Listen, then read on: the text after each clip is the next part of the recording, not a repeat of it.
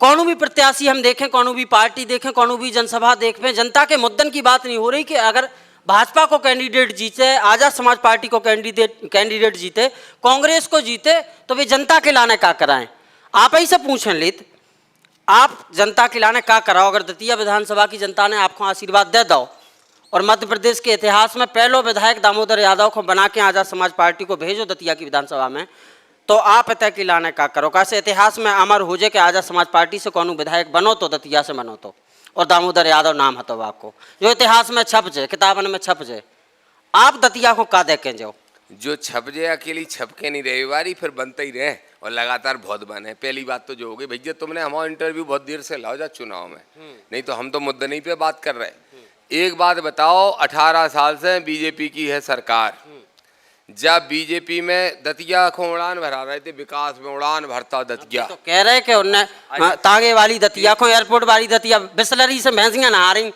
अच्छा, उन्हीं ने कही थी अबे सभा में, मिश्री जी ने कही थी बिस्लरी के पानी से। बिस्लरी को पानी है नहीं है, तो जब भैंसन को बिस्लरी से सपरा रहे तो हमें कहा नहीं दे रहे बिस्लरी पानी पीवे। देखो कैसी गप्पे मारत बीजेपी के तुम्हारी सो।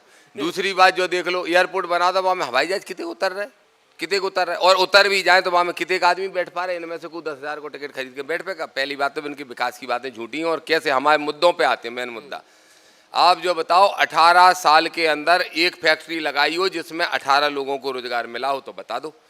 कट्टा सट्टा और नशा जाकी नगरी बना दी दतिया को जिन लोगों ने विकास की झूठे ढोंग करके और झूठी नौटंकी करके।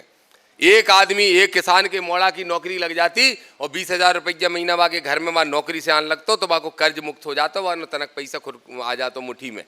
एक किसान के मोड़ा को, एक मजदूर के मोड़ा को, जिन्हें तो छोड़ो, शहर में पढ़े लिखे नौजवान लड़के 4-4 डिग्रियां लाए और चाट के ठेला लगा रहे, जो है दतिया के विकास की असलियत।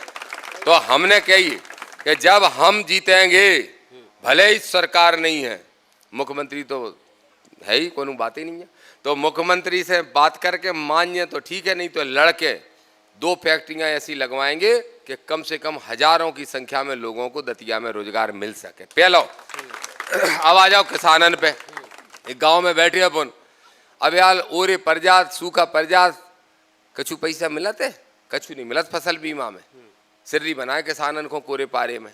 ऐसी सरकार की हलक में हाथ डाल के किसानों के हक छीन के इनको दिलाएंगे। एक नहीं 20 समस्याएं किसानों की हम बताएं तो लंबा हो जाए इंटरव्यू।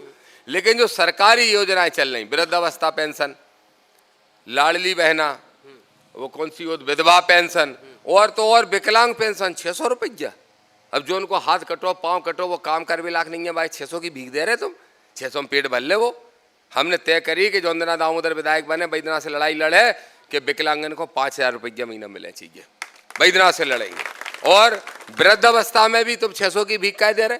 अगर बुजुर्ग हो गए, मताई बाप मोड़ी मोड़ा से नहीं मांग वो चाह रहे तो 600 दे रहे भी, तो 600 में तो अपने नातियन को चचोर बट्टी नहीं खवा पे, टॉफी नहीं खवा पे। 600 बिना भी 2-3 हजार रुपया महीना कम से कम दें चाहिए, और बिन में भी आदिन को मिल रहा है, आदिन को नहीं मिल रहा है। लाडली बहना में 2023 में जितने को मिल रहे थे, वहाँ में से आधी नहीं बची लाडली बहना, सबके नाम काट दे।